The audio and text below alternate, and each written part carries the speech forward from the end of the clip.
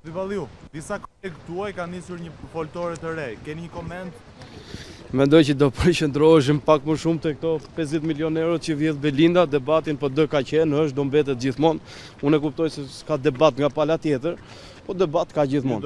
Rëndësi ka, ne do jemi aty ku kemi qenë gjithmonë, përballë qeverisë.